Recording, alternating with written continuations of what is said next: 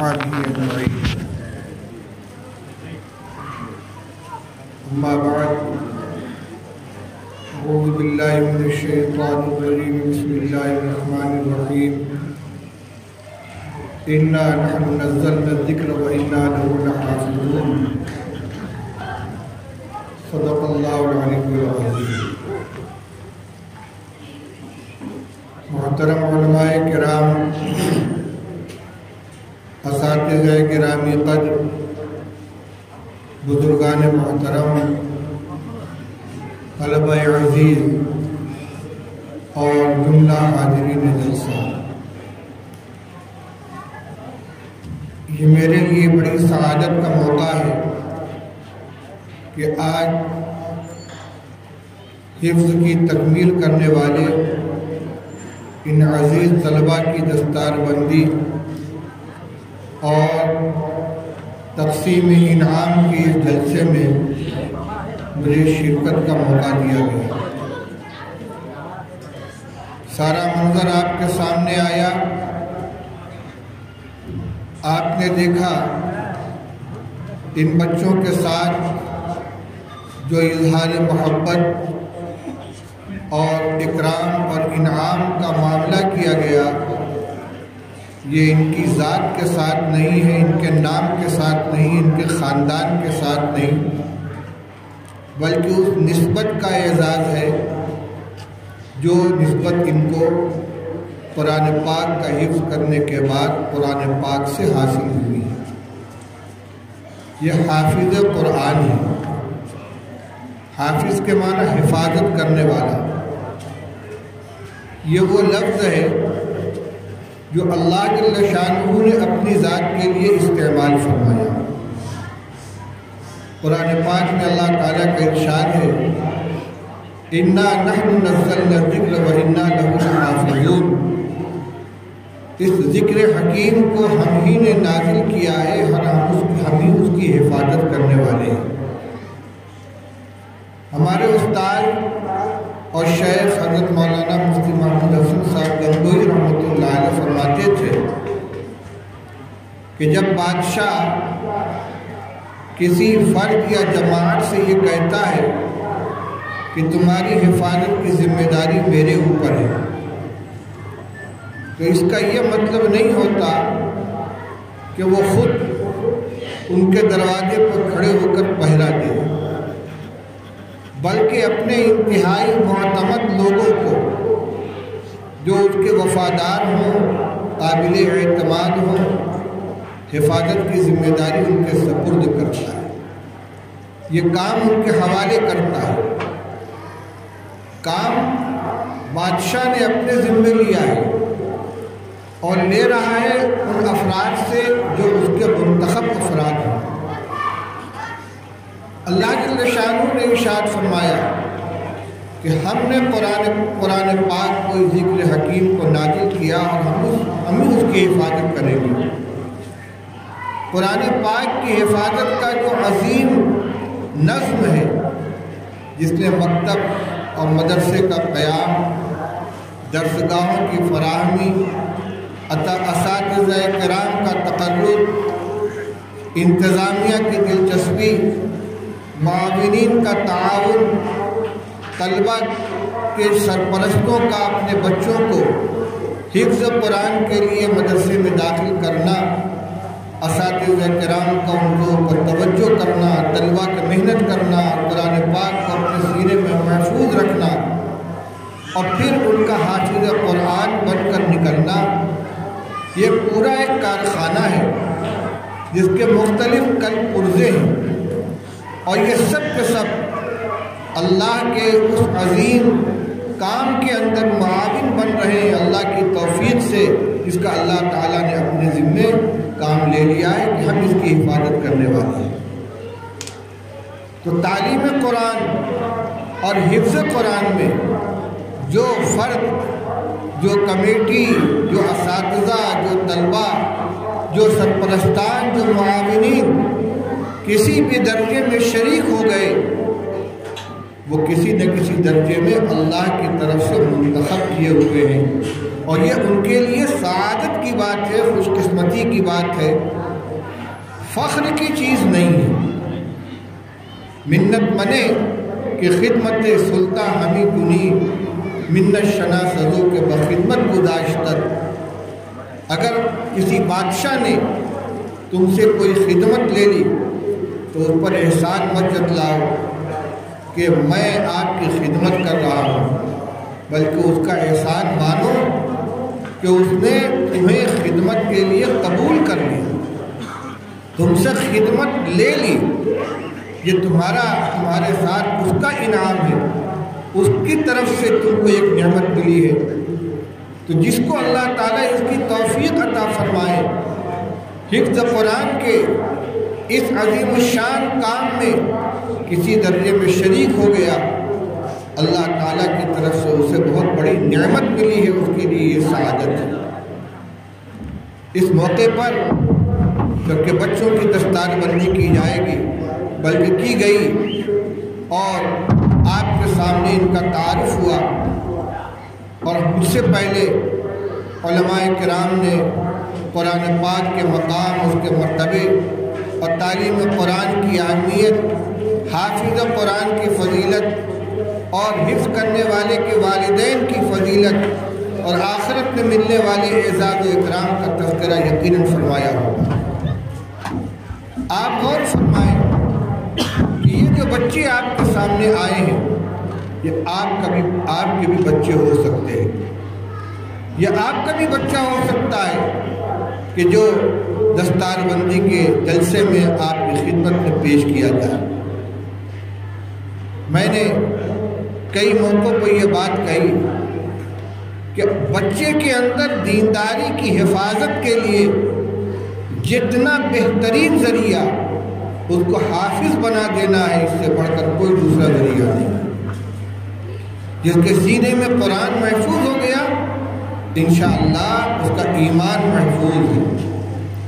اگر اس کو محراب پڑھانی ہے، تراویح پڑھانی ہے، اس کو اپنی وضاقتہ بھی درست رکھنی ہوگی، اسے سنت کے مطابق داڑھی رکھنی ہوگی، اسے سال بھر پنجگانہ نماز کا اہتمام کرنا ہوگا، اسے ہر اس قول و فعل سے، ایسے عمل سے، ایسے اخلاق و کردار سے بچا کر رکھنا ہوگا کہ جس کی بنا پر اس کی نسبت حفظ اور اس کی امامت متاثر ہوگی۔ پھر جس گھر کے اندر حافظ ہوگا، وہاں قرآن پاک کی تلاوت کا ایک ماحول بنے گا۔ ایک بچے کے حفظ کر لینے سے انشاءاللہ پورے گھر کے اندر جو اس کی معنوی رحمت آئے گی وہ اپنی جگہ پر ہے، جو برکت آئے گی وہ اپنی جگہ پر ہے، ظاہری طور پر بھی انشاءاللہ دینداری کی حفاظت کا ایک نظم بن جائے گا۔ اسی کے ساتھ میں اپنے ان عزیز طلبہ سے بھی یہ گزارش کرنا چاہتا ہوں کہ حفظ قرآن کی دولت جتنی عظیم دولت ہے، یہ نعمت جتنی عظیم نعمت ہے، اس کی قدردانی اور اس کی حفاظت کی ذمہ داری بھی اتنی ہی عام ہے۔ ایک شخص 8 سال 9 سال صرف کر کے عالم دین بن جاتا ہے، اگر بالفرض اس کا علمی مشغلہ باقی نہیں بھی رہ سکا، تدریس میں، تصنیف میں، وعظ و خطابت میں مشغول نہیں ہو سکا، کسی ایسے عمل میں مشغول ہو گیا جس سے اس کا علمی اشتغال ختم ہو گیا، تو بھی وہ عالم کہلائے گا۔ اس کے علم پر گرد پڑ جائے گی، اسمحلال آ جائے گا، لیکن اس کے نام کے ساتھ جو عالم کا لقب لگا ہوا ہے وہ بہرحال قائم رہے گا، اسے دنیا عالم ہی کے نام سے جانے گی اور عالم ہی کی حیثیت سے اس کی قدر کرے گی۔ لیکن قرآن پاک کا معاملہ کچھ اور ہے۔ یہ تو بقول حضرت حافظ ضامن شہید رحمۃ اللہ علیہ کے جیون روگ ہے، حفظ کر لینے کے بعد چھٹی نہیں ہے۔ مکتب عشق کا دستور نرالا دیکھا، اس کو چھٹی نہ ملی جس نے سبق یاد کیا، قرآن کو یاد کر لیا تو مرتے دم تک اس کی حفاظت کرنی ہے، اس کو سینے میں محفوظ رکھنا ہے، اس کا دور کرتے رہنا ہے۔ اور دور بھی اس طرح نہیں کہ جب رمضان مبارک کا مہینہ قریب آ جائے تو دن رات لگ کر 2-4 دور قرآن پاک کا مکمل کر لیں، بلکہ قرآن پاک کی تلاوت اور اس کی زبانی پڑھنے کا سلسلہ سال بھر اس طرح جاری رہے کہ رمضان اور غیر رمضان میں کوئی فرق نہ رہے۔ ہمارے بزرگوں میں کتنے خاندان ایسے ہیں کہ جہاں بچوں کی تعلیم کا آغاز حفظ قرآن سے ہوتا ہے، کوئی فرد پورے خاندان میں غیر حافظ نہیں ہے۔ سہارنپور میں حضرت شیخ الحدیث رحمۃ اللہ علیہ کے اولاد میں تو صرف مولانا طلحہ صاحب دامت برکاتہم ہیں، لیکن ان کی جو صاحبزادیاں ہیں وہ جن جن گھروں کے اندر گئی ہیں ان کی ساری اولادیں حافظ قرآن ہیں۔ حضرت کی کئی صاحبزادیاں جناب حکیم محمد ایوب صاحب رحمۃ اللہ علیہ کے گھرانے میں ہیں۔ سن 1968 کی بات کر رہا ہوں، 1387 ہجری میں، اس وقت میں رمضان مبارک میں وہاں اعتکاف میں تھا تو مجھے بتایا گیا کہ حافظ حکیم محمد ایوب صاحب کی نسل میں اس وقت 52 حافظ موجود ہیں، کوئی بچہ وہاں غیر حافظ نہیں۔ اور جب بچے سے آپ پوچھیں کہ کیا پڑھتے ہو تو ہمارے یہاں تو بچہ بتائے گا فلاں کلاس میں پڑھتے ہیں، فلاں درجے میں پڑھتے ہیں۔ ان سے پوچھا جائے کیا پڑھتے ہو تو ان کا جواب یہ ہوتا 3 پارے ہوئے، 4 پارے ہوئے، آدھا قرآن ہوا۔ یعنی نادرہ خوانی کے بعد قرآن کی کا حفظ مکمل کرنے کے بعد ہی کوئی تعلیم آگے چلے گی۔ یہی حال شیخ الاسلام حضرت مولانا سید حسین احمد صاحب مدنی رحمۃ اللہ علیہ کے خاندان میں۔ حضرت مولانا سید اسد صاحب مدنی رحمۃ اللہ علیہ غالباً حافظ نہیں تھے، لیکن حضرت کے تمام اولاد، ان کے پوتے نواسے، ہر فرد ان کے اندر حافظ ہے۔ اگر ہم اس کا فیصلہ کر لیں کوئی دشوار بات نہیں۔ یہ میں نے 2 مثالیں دی ہیں، ورنہ اس کی نظیریں ملک کے اندر آپ کو بہت مل جائیں گی۔ بھائی اگر فوٹو لے رہے تو بند کرو اور ریکارڈ کر رہے تو کوئی بات نہیں ہے۔ تو میرے بھائیوں، یہ ہمارے گھروں کے اندر قرآن پاک اگر اس طرح آ جائے تو پھر اس کی برکت اور اس کی رحمت کو ہم محسوس کریں گے۔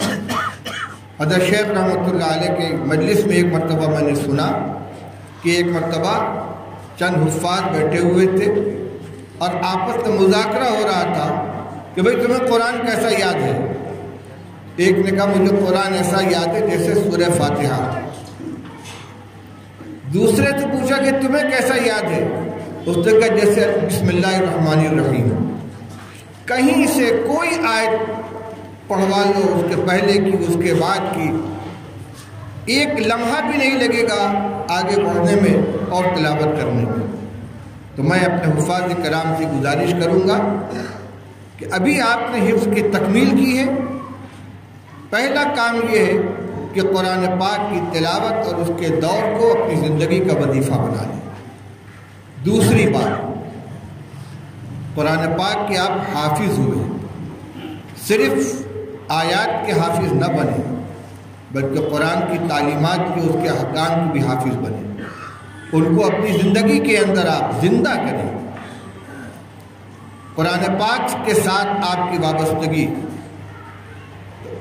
2 سال 3 سال 4 سال رہی، آپ کی انگلیاں قرآن کو چھوتی رہی، آپ اپنے ہاتھ سے قرآن کو اٹھاتے رہے، اپنے سینے سے قرآن پاک کو لگاتے رہے، اپنی زبان سے قرآن پاک کی تلاوت کرتے رہے، اس کو یاد کرتے رہے، اور سینے میں قرآن پاک کو بساتے رہے، آنکھوں سے قرآن پاک کو دیکھتے رہے۔ یہ سارے کے سارے اعضاء جو قرآن پاک کو یاد کرنے میں آپ کے معاون بنے اور اللہ نے ان کو آپ کے حفظ کا ذریعہ بنایا ہے، ان کو بھی قرآن کے ساتھ نسبت حاصل ہو گئی ہے، لہذا ان کی بھی حفاظت کی۔ یہ زبان جس سے آپ نے قرآن کو رٹا ہے، اس پہ گالی نہیں آنی چاہیے، غیبت نہیں آنی چاہیے، جھوٹ نہیں آنا چاہیے، چغلی اور بہتان ترازی نہیں آنی چاہیے، کوئی گندی بات اس زبان سے نہ نکلے، کیونکہ آپ کی زبان قرآن کی ترجمان بن چکی ہے۔ آپ کے سینے میں گندے خیالات، گندے تصورات، کسی کی طرف سے کینہ، حسد، طمع، بخل، جو برائیاں ہیں، ان کو جگہ نہیں ملنی چاہیے، کیونکہ آپ کا سینہ قرآن کا گنجینہ بن چکا ہے۔ یہ نگاہیں جن سے آپ قرآن پاک کو دیکھتے رہیں یا پڑھتے رہیں، ان نگاہوں کی حفاظت کریں۔ ان کو ویڈیو دیکھنے میں، فلمیں دیکھنے میں، اور جن جن چیزوں کو دیکھنے سے شریعت نے منع کیا ان کو دیکھنے میں اس نگاہ کی استعمال نہ کریں۔ یہ ہاتھ، یہ انگلیاں جو قرآن کو اٹھانے، چھونے، پلٹنے میں لگی ہیں، ان کا غلط کاموں سے ان کی حفاظت کیجیے۔ دیکھیے، ظاہری طور پر اگر کسی چیز کو قرآن کے ساتھ تعلق ہو جاتا ہے تو اس کا احترام کیا جاتا ہے۔ آپ قرآن لکڑی کے رحل کے اوپر رکھ کر پڑھتے ہیں، وہ قرآن تو نہیں ہے، لکڑی کے ایک رحل ہے، لیکن اس رحل کا بھی احترام کیا جاتا ہے۔ جس طرح قرآن کو اٹھا کے احترام کے ساتھ طاق میں رکھتے ہیں، تو رحل کو بھی کئی کنارے احترام کے ساتھ رکھتے ہیں۔ اس رحل کے اوپر کوئی گندی چیز تو دور کی بات ہے، کسی معمولی چیز کو رکھنے کو بھی توہین سمجھا جاتا ہے۔ خدا نخواستہ کوئی کسی رحل کے اوپر کوئی گندا کپڑا رکھ دے، آگ بگولا ہو جائیں گے۔ یہ رحل ہے، اس پہ قرآن رکھا جاتا ہے۔ جس لکڑی کے رحل کے اوپر قرآن رکھا گیا اس کا احترام کیا جا رہا ہے۔ جس ٹپائی پر رکھ کے قرآن پڑھا جاتا ہے اس پر بیٹھیں گے نہیں، اس پر پیر نہیں رکھیں گے، کیوں؟ اس پر قرآن رکھا جاتا ہے۔ جس طاق پر قرآن رکھا جاتا ہے اس طاق کا احترام کریں گے، اس سے پردہ پڑا ہوا ہوگا، اسے قرآن رکھنے کا طاق ہے۔ میرے بھائیوں، یہ مٹی کی دیوار، یہ لکڑی کی رحل، یہ لکڑی کی میز اور ٹیبل اور ٹپائی قابل احترام ہو گئی، کیونکہ اس کے ساتھ قرآن کو صرف اتنی وابستگی ہے کہ اس کے ساتھ مس کیا ہے۔ جس جزدان کے اندر قرآن پاک کو لپیٹا اور رکھا جاتا ہے، اس کو دھلنے کی ضرورت ہو تو گندے کپڑوں کے ساتھ نہیں دھلتے، کسی صاف برتن کے اندر اس کو دھلا جاتا ہے، اس کا پانی کہیں کھیت میں، دیواروں پہ، چھت پہ ڈال دیا جاتا ہے کہ نالی کے اندر بہہ کر نہ جائے۔ میرے حافظ بھائیوں، تمہاری کتنی چیزوں کو قرآن کے ساتھ وابستگی ہے؟ کیا یہ لکڑی کی میز اور مٹی کی طاق سے بھی زیادہ ان کی کوئی حیثیت نہیں ہے؟ یقیناً ان کا آپ کو احترام کرنا ہوگا، ان کا خیال رکھنا ہوگا، اور پھر یہ کہ اپنے کردار، اپنے اخلاق، اپنے معاملات کو آپ نگاہ میں رکھیں۔ کیوں؟ کوئی غلطی کریں گے تو کیا کہا جائے گا؟ حافظ صاحب نے فلاں کام کیا، حافظ فلاں صاحب نے فلاں کام کیا۔ آپ کے نام کے ساتھ حافظ لگا ہوا ہے، جو نسبت ہو رہی ہے کسی غلط کام کی، کسی غلط عمل کی، کسی غلط معاملے کی، آپ کے نام کے ساتھ ساتھ حفظ کے ساتھ کی طرف اس کی نسبت ہو رہی ہے، اس کا سبب آپ بن رہے ہیں۔ اس لیے میرے بھائیوں، آپ کو جو دستار دی گئی ہے یہ ایک ذمہ داری کی دستار ہے۔ لوگوں کو تو مدرسے کی خدمت کا آئینہ دکھایا گیا ہے، مجمع میں آپ کا اعزاز کیا گیا ہے، لیکن اس اعزاز کے ساتھ ساتھ بہت بڑی ذمہ داری بھی آپ کے سپرد کی گئی ہے، اور خدا نخواستہ حفظ کرنے کے بعد آپ نے اس کو بھلا دیا اپنی لاپرواہی کی بنا پر، اس کے لیے بڑی وعیدیں ہیں، اور یہ بہت سخت محرومی کی بات ہے۔ جو مدرسہ جس کے اندر آپ نے حفظ کی تکمیل کی ہے، اس کے ذمہ داران، اس کے اساتذہ، اس کے منتظمین قابل مبارکباد ہیں۔ حضرت مولانا قاری محمد طیب صاحب رحمۃ اللہ علیہ فرماتے تھے، محتمم دارالعلوم دیوبند، کہ وہ مدرسہ جہاں بخاری شریف پڑھائی جاتی ہے، دور حدیث پڑھایا جاتا ہے، اس کا بھی ایک مقام ہے، اور جہاں ناظرہ قرآن حدیث پڑھایا جاتا ہے اس کا بھی ایک مقام ہے۔ یہی تو بنیاد ہے۔ فرمانے لگے کہ ایک مولوی صاحب نے ایک بچے سے پوچھا جو قرآن پڑھ رہا تھا کہ بھئی ہم تو بیضاوی شریف پڑھتے ہیں، تم کیا پڑھ رہے ہو؟ اس نے کہا میں بیضاوی شریف کا متن پڑھ رہا ہوں۔ ارے بیضاوی شریف اسی قرآن پاک کی تفسیر تو ہے، آپ تفسیر پڑھ رہے ہیں، آپ کو ایک عزت ملی ہے، میں اصل قرآن پڑھ رہا ہوں۔ تو جس مدرسے میں جس مکتب میں قرآن پاک کی تعلیم دی جاتی ہے، یہ بچے کے ایمان کی حفاظت، بچے کے دین کی حفاظت اور آئندہ چل کر اس کی پوری زندگی میں دین کو زندہ رکھنے کا ایک بہترین ذریعہ ہے۔ جہاں قرآن پڑھا جاتا ہے، پڑھایا جاتا ہے، اس کی جو رحمتیں ہیں، برکتیں اللہ کی طرف سے نازل ہوتی ہیں، ان کے یہ ذریعہ بنتا ہے۔ میں نے شروع میں یہ بات عرض کی کہ اس عظیم خدمت میں جو جتنا حصے دار بن جائے اپنے لیے باعث سعادت سمجھے۔ میں مبارکباد دیتا ہوں اس مدرسے کے ذمہ داروں کو اور اس کے سرپرستوں کو اور ان طلباء کو، ان کے طلباء کے گھر والوں کو، ان کے والدین کو، اہل خاندان کو کہ آج اس حفظ کی تکمیل کے موقع پر یہ خوبصورت مجلس ہمارے سامنے آئی ہے۔ اللہ تعالیٰ اس سلسلے کو قائم و دائم رکھے۔ ایک گزارش مجھے تمام لوگوں سے کرنی ہے۔ آج قرآن پاک کی تلاوت کا ماحول ختم ہو رہا ہے، یہ بہت بڑی محرومی کی بات ہے۔ رمضان مبارک کا مہینہ آتا ہے، ہر وہ شخص جو قرآن پڑھے ہوئے ہے کوشش کرتا ہے کہ ایک قرآن، 2 قرآن، 3 قرآن، 1 ختم 2 ختم مکمل کر لے اور خوشی محسوس کرتا ہے کہ میں نے الحمدللہ 3 قرآن ختم کر لیا، 4 قرآن ختم کر لیا۔ لیکن وہی حضرات جو رمضان مبارک میں 2 3 ختم کر لیتے ہیں، عام صورتحال یہ ہے کہ رمضان گزرنے کے بعد اگلے رمضان تک بسا اوقات 1 قرآن بھی مکمل نہیں ہو پاتا۔ گویا قرآن کو اٹھا کر طاق پر رکھ دیا، حفاظت سے لپیٹ کر رکھ دیا کہ اب تم سے ملاقات اگلے رمضان مبارک کے اندر ہوگی۔ یہ نہیں ہونا چاہیے، یہ افضل ذکر ہے، اللہ تعالیٰ کے ساتھ تعلق جوڑنے کا سب سے بہترین ذریعہ ہے۔ ایک حدیث میں ہے، رسول اللہ صلی اللہ علیہ وسلم نے ارشاد فرمایا، ان هذه القلوب تصدع كما يصدع الحديد اذا اصابه الماء، کہ دلوں کے اوپر بھی زنگ لگ جاتا ہے، جس طرح لوہے کو پانی لگے اس پہ زنگ لگ جاتا ہے۔ قالوا فما جلاؤها یا رسول اللہ، دل پہ لگنے والے زنگ کو دور کیسے کیا جائے؟ آپ نے ارشاد فرمایا، کثرت ذکر الموت و تلاوت القرآن۔ 2 نسخے اس کے ہیں، موت کو کثرت سے یاد کیا جائے، دل سے بھی یاد کیا جائے، زبان سے بھی اس کا تذکرہ کیا جائے، اور قرآن پاک کی تلاوت۔ قرآن پاک ہم زبان سے پڑھیں گے، اس کا اثر دل کے اوپر پڑے گا، دل کا زنگ دور ہوگا۔ اور دل کا زنگ کیا ہے؟ دل کے زنگ سے کیا ہوتا ہے؟ کلا بل ران علی قلوبہم، قرآن پاک میں فرمایا گیا۔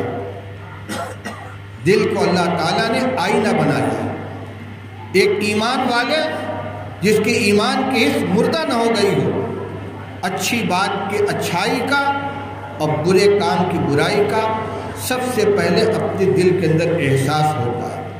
چنانچہ رسول اللہ صلی اللہ علیہ وسلم نے خود فرمایا کہ نیک عمل وہ ہے کہ جس پر تمہارا دل مطمئن ہو، اور برا عمل وہ ہے جو تمہارے دل میں کھٹکے اور تم یہ چاہو کہ لوگوں کو اس کی خبر نہ ہونے پائے۔ تو مومن کا دل سب سے پہلے گواہی دیتا ہے کہ یہ کام صحیح ہے کہ غلط ہے۔ جب دل صاف ہے، دل کے آئینے پر گناہوں کی ماحول کی گرد نہیں پڑی ہے، تو آئینہ اپنا کام صحیح کرے گا۔ اور جب گناہوں کی کثرت کی وجہ سے دل پہ داغ اور دھبے آ جائیں گے، دل سیاہ ہو جائے گا، زنگ آلود ہو جائے گا، جیسے کسی آئینے میں زنگ لگ جائے تو وہ اپنا کام کرنا بند کر دیتا ہے۔ خوبصورت سے خوبصورت چہرے کی خوبصورتی بھی اس میں نمایاں نہیں ہوتی، اور بدتر سے بدتر چہرے کی بدصورتی بھی اس میں نمایاں نہیں ہوتی۔ آئینہ صاف ہوگا تو خوبصورت چہرہ خوبصورت نظر آئے گا، اور بدصورت چہرہ بدصورت نظر آئے گا۔ دل کا آئینہ صاف ہوگا تو سب سے پہلے دل گواہی دے گا کہ یہ کام کرنے کا ہے، یہ کام نہیں کرنے کا ہے۔ برائی کا ارادہ بھی ہوگا تو دل نفری کرے گا کہ نہیں، یہ غلط چیز ہے، یہ چیز نہیں کرنی چاہیے۔ دل پہ گناہوں کی وجہ سے زنگ لگ جاتا ہے۔ رسول اللہ صلی اللہ علیہ وسلم فرماتے ہیں کہ 2 کام کرتے رہو، موت کو کثرت سے یاد کرو، قرآن پاک کی تلاوت کرتے رہو، دل کا زنگ دور ہوگا۔ تو میں یہ گزارش کر رہا ہوں کہ ہمارے گھروں میں قرآن پاک کی تلاوت کے ماحول کو زندہ کرنا چاہیے۔ مرد حضرات بھی قرآن پاک کی تلاوت کریں، خواتین بھی تلاوت کریں۔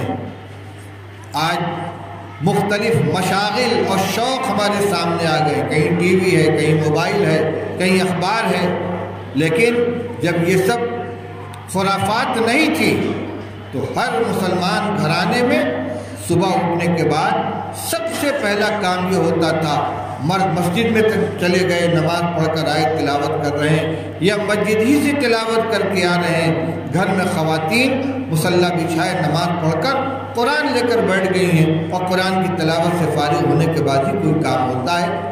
گھروں میں خوشحالی ہوتی تھی، سکون رہتا تھا، دل کے اندر اطمینان رہتا تھا۔ آج ظاہری خوشحالی تو بہت بڑھ گئی ہے، لیکن دلوں کا چین، سکون رخصت ہو رہا ہے۔ آدمی کتنا ہی خوشحال ہو لیکن چین کی دولت سے محروم ہو رہا ہے، کیونکہ چین اور سکون حاصل ہونے کے جو اسباب ہیں ان کو ہم نے خیر بات کہہ دیا ہے۔ ہمیں اس کی طرف توجہ کرنی چاہیے۔ انہی مختصر الفاظ کے ساتھ میں اپنی گزارش ختم کرتا ہوں۔ اللہ تعالیٰ اس ادارے کو بھی دن دونی رات چوگنی ترقی نصیب فرمائے، ہمیں قرآن پاک کی تلاوت کی اور اس کے ساتھ ہمارا جو معاملہ ہونا چاہیے اس معاملے کو کرنے کی توفیق نصیب فرمائے۔ وآخر دعوانا الحمدللہ رب العالمین۔